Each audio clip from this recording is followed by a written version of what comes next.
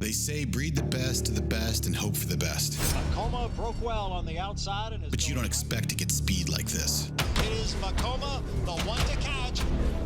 Vekoma has a 5-length lead in this Grade 1 corner.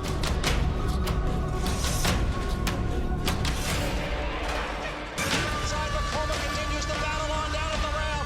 It is Vekoma who's going to win the Met Mile.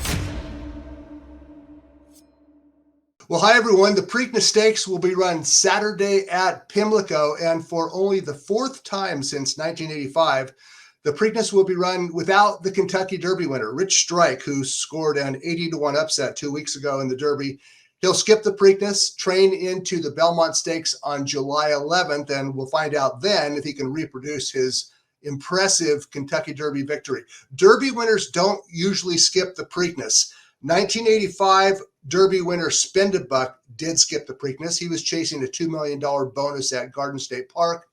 1996 Derby winner Grindstone never ran again after winning the Derby, nor did 2019 Derby winner Country House. But most every year, the Derby winner does show up in the Preakness, not this year. So without Rich Strike and without the Derby third place finisher Zandon, the Preakness favorite will be the Derby runner-up EPICENTER, and his odds will be short. We'll find out if he can defeat the improving Creative Minister, front runner Early Voting, the Fillies Secret Oath. Let's take a look at the field for the Preakness Stakes. It's race number 13 on Saturday at Pimlico, and you can see by the morning line, number 8 EPICENTER at 6-5. He could really go shorter than that. He appears to be, I think most would agree, a relative standout. All right, let's talk about the pace scenario first of all. There are 3 front runners and or pace pressers in the field, those being numbers 5, 7, and 8. Early Voting, ARMAGNAC, and EPICENTER. All 3 of these colts have early speed, and one of those 3 is going to use it. Early Voting, he led every step of the way until the last one in the Wood Memorial. ARMAGNAC raced gate to wire last time out in a one other than at Santa Anita, and EPICENTER, he can go both ways. He can win on the lead, which he has. He can rally from behind and with success, and he's done that as well. From where EPICENTER is drawn, Joel Rosario has plenty of options. He can go to the front if Early Voting and ARMAGNAC are going too slow, or he can tuck in right behind those two. It's a little interesting, at least to me anyway. Early Voting will be ridden by Jose Ortiz. ARMAGNAC will be ridden by his brother, Irad Ortiz. So I wonder if those two will duel early. I would speculate that the answer is no. We'll find out when the gates open on Saturday. One other horse that has at least a little bit of speed is number 9, SKIPPYLONGSTOCKING. He's not a fast horse, but he should be somewhere in mid-pack. And we're going to talk a little bit more about SKIPPYLONGSTOCKING a little bit later on. Okay, we're going to go through the entire field. Let's start off talking with a couple of colts that, in my opinion, are toss-outs in the Preakness Stakes, those being the 2 longest shots in the field. Number 3, FENWICK at odds of 50-1, and number 6, Happy Jack at 30-1. FENWICK won a maiden race at Tampa Bay, 2 starts back on a good track. He led every step of the way on an easy pace. When he was pitched in against real horses in the Grade 1 Bluegrass in early April, he finished last of 11. I just have a very difficult time seeing any reason to believe that FENWICK can hit the top 3. You probably could have said the same thing 2 weeks ago about Rich Strike, and we saw what happened. The longest shot in the field won the Kentucky Derby. But FENWICK, he appears to be overmatched, and really so does Happy Jack. Happy Jack has raced in 4 graded stakes races, and he has never finished within 10 lengths of the winner in any of those 4. He ran 14th in the Kentucky Derby. He's adding blinkers. I just have a hard time seeing Happy Jack also hitting the board. Anything can happen in the 3-hole in a trifecta. So if you're looking for a price horse, if you want to throw those in, don't let me talk you off of them. I'm not going to. I don't see that these horses should be competitive. Over the last 3 decades or so, there have been a handful of Preakness winners that paid more than $20. And I only bring it up just to underscore what I feel about FENWICK and Happy Jack, that they really have no chance. Since 1985, 6 horses have won the Preakness and paid more than $20, but almost without exception, all 6 of those had some credentials. It's after the fact, past post handicapping, I get it. But in 1991, Hansel, He was already a multiple graded stakes winner. He misfired in the Kentucky Derby. In fact, he was the Derby favorite. He finished 10th. He came back in 2 weeks and he ran to form. He had credentials going in. Bernardini paid $27.80 off of a 104 Beyer speed figure win in the grade 3 Withers. Shackleford, he was grade 1 placed. He led to deep stretch in the Kentucky Derby. $27 winner of the Preakness. Oxbow, he was a grade 3 winner, finished a creditable 6th in the Derby. $32 winner of the Preakness. Cloud Computing and Rombauer, a little bit more difficult to come up with, but at least Cloud Computing was grade 1 placed, and Rombauer was grade 1 placed as a 2-year-old. So the point is, the long shot winners over the last 30 plus years in the Preakness Stakes, all 6 of those had some sort of back class and or credentials. That's something that both FENWICK and Happy Jack lack. Okay, let's talk about another long shot, and it's number 7, ARMAGNAC, listed at 12-1. One of the longer prices on the board. It seems like a very ambitious spot for a modest allowance winner. ARMAGNAC, trained by Tim Yakteen. Irad Ortiz is aboard. He will have a say in the pace scenario. Let's take a look at the stretch run of his most recent start, ARMAGNAC. This is May 8th at Santa Anita, and he got loose on the lead, ARMAGNAC did, and he was strong to the wire. This race unfolded unusually, or curiously, I should say. The runner-up, High Connection, was the odds-on favorite off a fast win last time out, but he did not break well, nor was he asked for speed, and that allowed ARMAGNAC to make an easy lead, and he was gone. He was good enough to take advantage of ideal conditions, ARMAGNAC was, and he earned a 93 Beyer speed figure. Will he be loose on the lead again in the Preakness? That's not likely with the likes of early voting and Epicenter in the field. Another thing that works against ARMAGNAC, or at least, I don't know, maybe working against is not the right way to put it, but he has raced 3 times without Lasix and was non-competitive all 3. The 2 times that he was treated with Lasix include a maiden win and his last start allowance win. He will not be receiving Lasix on Saturday. I think that's a concern. ARMAGNAC's contribution to this race is that he will influence the pace scenario. Another horse that will influence the pace scenario, and if I had to guess on which of the 3 front runners is most likely to make the lead, it would be number 5, Early Voting. There's been lots of talk, justifiable talk, about how Cloud Computing, the Preakness winner in 2017, and Early Voting enter with similar campaigns. They're both making their 4th career start. Both horses passed the Kentucky Derby, and now both horses are also trained by Chad Brown. The thing about Early Voting is this.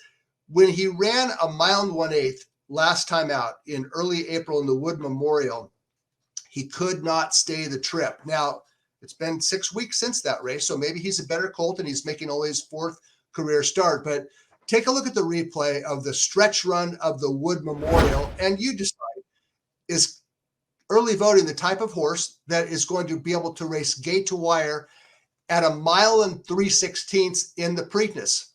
He got loose. He set a decent splits this day, actually, 47-3, 111-2, and Mo Donegal came and got him. Early Voting ran well in defeat. I'm not knocking his performance at all. It finished more than 3 lengths clear of 3rd, and he ran well, and he's a fresh horse going into the Preakness. I'm not sure if the distance works in favor of Early Voting, particularly since he's drawn inside his 2 pace rivals, ARMAGNAC and Epicenter. Okay, another horse that you could make a pretty strong case for is number 1, Simplification. Simplification won the grade 2 Fountain of Youth 3 starts back, 3rd in the Florida Derby, and then last time out, he finished 4th in the Kentucky Derby. His 4th place finish in the Kentucky Derby, maybe it was a really good race, or maybe it was a function of the race flow. Simplification rallied from 15th to finish 4th in a race that unfolded at a blistering early clip, and the front runners basically collapsed. So I'm not sure if Simplification ran well or if it was an optical illusion and he just passed tired horses. I know you're supposed to have opinion on every horse. I don't. My gut feeling is that he did not run as well as it looks on paper, but I'm not willing to go out on a limb and say that with any conviction. So Simplification, he belongs in the Preakness Stakes. And the reason I say that is because when you look at several recent Preakness winners who were unplaced in the Kentucky Derby, you can see that an unplaced finish in the Kentucky Derby does not necessarily preclude a horse from scoring an upset in the Preakness Stakes. In fact, in the last 12 years, there have been 4 of them. Let's take a look at the chart of the last 4 off the board in the Kentucky Derby, won the Preakness Stakes.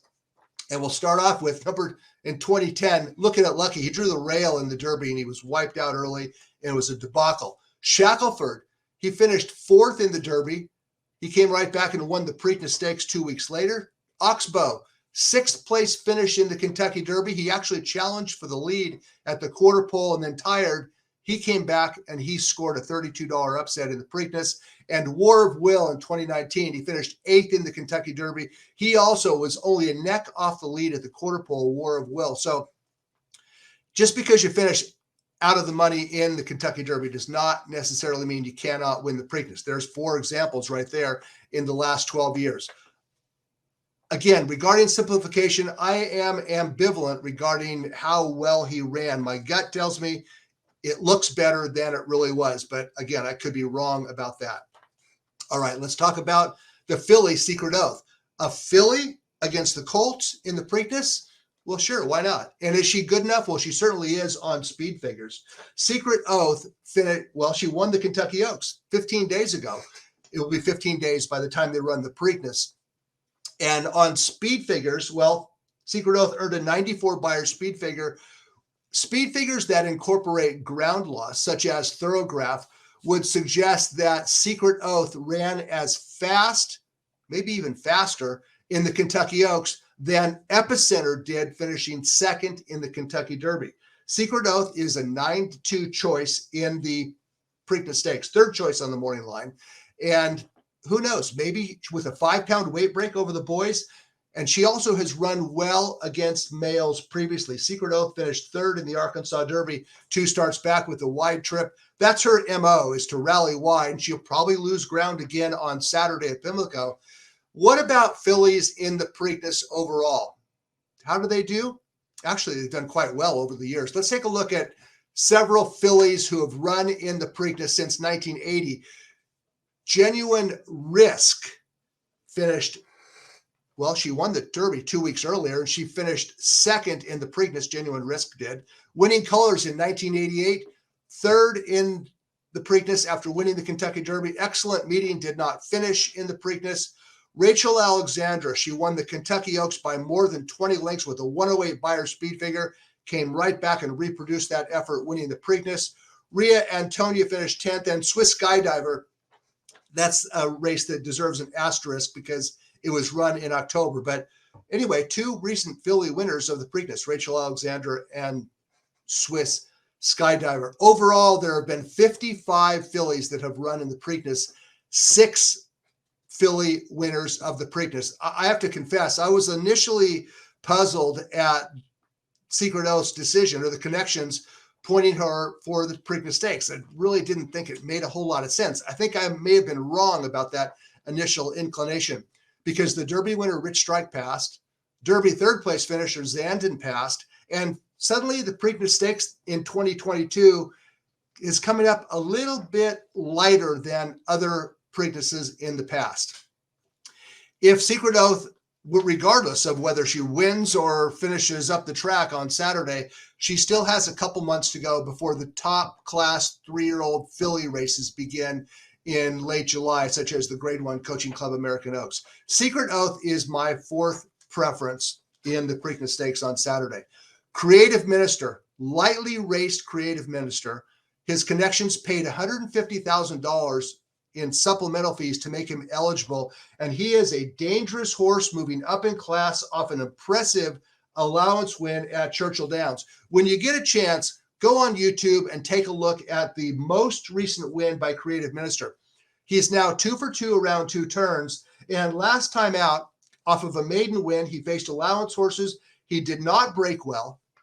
He got an inside trip. He saved every inch of ground. He also took dirt every step of the way. no bother at all, swung out wide for the drive and powered away to win by nearly 3 lengths. It was an impressive win by Creative Minister.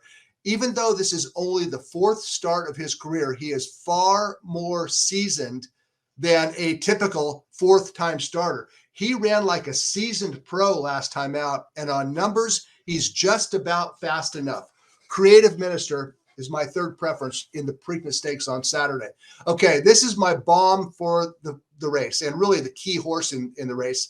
And he's a horse that's very difficult to make a case for on conventional handicapping. And I'm talking about number 9, SKIPPYLONGSTOCKING. Let's go ahead and take a look at his most recent start. We've already seen this race once. Let's look at it again. SKIPPYLONGSTOCKING finishing 3rd in the Wood Memorial, and he's going to rally wide in the Yellow Silks. And he didn't do anything spectacular in this race. He didn't run like a horse that you go, wow, he's going to win a Triple Crown race.